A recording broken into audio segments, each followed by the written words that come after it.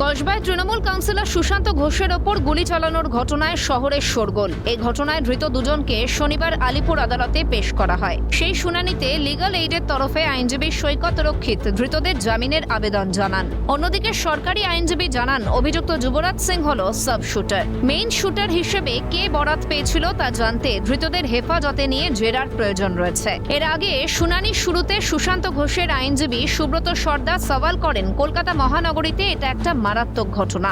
9mm পিস্তল দিয়ে একজন running কাউন্সিলরকে খুন করার চেষ্টা হয়েছে। সৌভাগ্যবশত আমার মক্কেল বেঁচে গিয়েছেন। এদের মোটিভটা জানা দরকার। অভিযুক্তের সঙ্গে বিহার যোগ রয়েছে, এর জন্য ফুল টার্ম পিসির প্রয়োজন। সরকারি আইনজীবী বলেন, অভিযুক্ত একজন বিহারের বাসিন্দা। বাইক ছাড়া সবকিছুই উদ্ধার হয়েছে। ঘটনার মোটিভ জানতে এবং তথ্য পেতে অভিযুক্তদের 14 দিনের পুলিশ হেফাজতের আবেদন জানাচ্ছে। উভয় পক্ষে সওয়াল জবাব শেষে আগামী 29 নভেম্বর পর্যন্ত ধৃতদের পুলিশ হেফাজতের নির্দেশ দেয় আদালত। ইয়েস, এটা অবশ্যই একজন মানে রানিং কাউন্সিলর, সে যদি তার বাড়ির সামনে যদি নিরাপত্তা এবং বড় চেয়ারম্যান, সে যদি বাড়ির সামনে যদি তার নিরাপত্তা এরকম থাকে, তো এই বাইরে থেকে বিভিন্ন লোকরা যে সাব শুটারদের নিয়ে আসে, ইদানিং এর আগে অনেক ঘটনা দেখেছি। তা সত্যি আমাদের কলকাতার জন্য অ্যালার্মিং সিচুয়েশন। তিনি কলকাতার বাসিন্দা এখনো পর্যন্ত। তাকে ওনার ভূমিকা, উনি ট্যাক্সি করে ওনাকে যে মেন প্রাইম অ্যাকিউজ এখনো পর্যন্ত দুজনের মধ্যে, তাকে হাওড়া থেকে রিসিভ করে কলকাতাতে নিয়ে এসেছে। আমি দুজনের আসামির হয়ে লিগ্যাল এইডের তরফ থেকে বেল পিটিশন দিলাম। বেল পিটিশনটা রিজেক্ট হয়ে পুরোপুরি রিজেক্ট করলেন এবং 29/11 পর্যন্ত পুলিশ কাস্টাডিতে পাঠানো হবে। বেল হয়েছে, বেল চাওয়া হয়েছে এই কারণেই যে there is no allegation as such.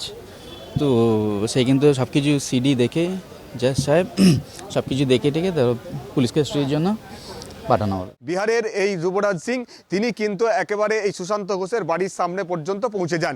তারপর তাকে উদ্দেশ্য করে তিনি গুলি চালাতে যায়, যদিও তার পিস্তল লক হয়ে যাওয়ার কারণে শেষ পর্যন্ত গুলি না বেরোনায় কাউন্সিলর হয়তো ভাগ্যক্রমে বেঁচে গিয়েছেন। এবং তার কাছ থেকে একটি 9mm পিস্তল এবং 2টি ম্যাগাজিন উদ্ধার হয়েছে। একটি ম্যাগাজিনে 8 রাউন্ড করে মানে গুলি ছিল, ফলে সেই জায়গাতে দাঁড়িয়ে তার কাছ থেকে 16 রাউন্ড গুলিও উদ্ধার হয়েছে।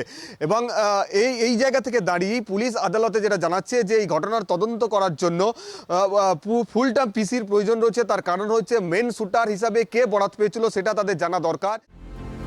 অন্যদিকে শনিবারই এই হামলার ঘটনার মূল অভিযুক্তকে গ্রেফতার করে কলকাতা পুলিশ। পূর্ব বর্ধমানের গলসি থেকে আফরোজ ওরফে গুলজার ওরফে ইকবালকে কলকাতা পুলিশের গুন্ডা দমন শাখা গ্রেফতার করে বলে সূত্রের খবর।